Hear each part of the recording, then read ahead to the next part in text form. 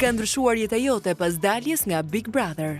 Ka ndryshuar për mirë. Sigurisht ka ndryshuar në 100%. Unë jam një Rozan tjetër dhe fal Bigut. Kjo është vetëm fal Bigut. Kur dole jashtë, çfarë të befasoi më shumë në shkrimet dhe reagimet që ishin bërë për ty gjatë Big Brother? Sigurisht merrti shumë mirë për mesazhin ose shkrimin që kishte bërë Rezarta në rrjetet e saj sociale. Një befasi shumë e bukur dhe e vlerësova shumë. Sigurisht të dyja jemi rritur dhe me atë rritjen tonë mendojmë ndryshe, flasim ndryshe edhe veprojmë ndryshe.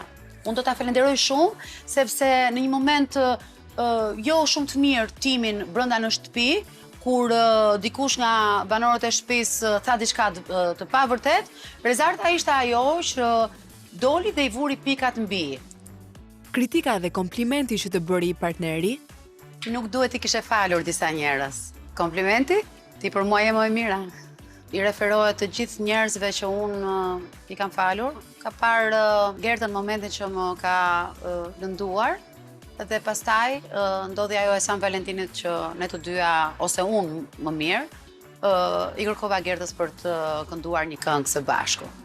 Më shumë e kishte me Gertën, kam përshtypjen. Dita ideale jotja pas Big Brother është? Dita ime ideale pas Big Brother është në shtëpinë time, me partnerin tim, duke parë një film në Netflix. Nëse telefonon tani, cila do të ishte fjala e parë që do të thoshta? Aminushi, çfarë po bën? A mund ta telefonosh për goca dhe gra? Provojmë.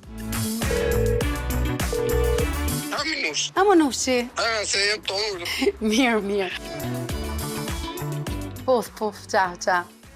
Mos e nxjerr ato duke ngrënë.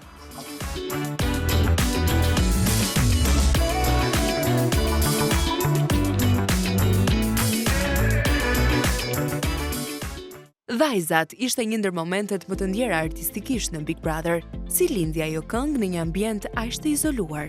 Kënga lindi pas debatit me Gertën, pas një sulmi që ajo më bëri për një gjë shumë personale timen. Ai ishte momenti ku unë vendosa të shkruaj këtë tekst. Dhe mbaj mend kur do të fillonte Prime-i, nuk e harroj kurrë, ka qenë data 8 mars, dita e gruas. Dhe i gjithë stafi Top Channel ishte bërë gati për të filluar Prime-in, kur kuptoi Gerta që këtë këngë do ta këndonin të gjithë vajzat, nuk preferoi të këndonte aty. Dhe u largua nga ai moment dhe më pas erdhi duke pohuar me gojën e saj që nuk donte të dilte në këtë klip. Pas gjithë kësaj stuhie erdhi kjo këngë shumë e bukur që publiku e mirëpriti edhe e dashuroi që momentin e parë.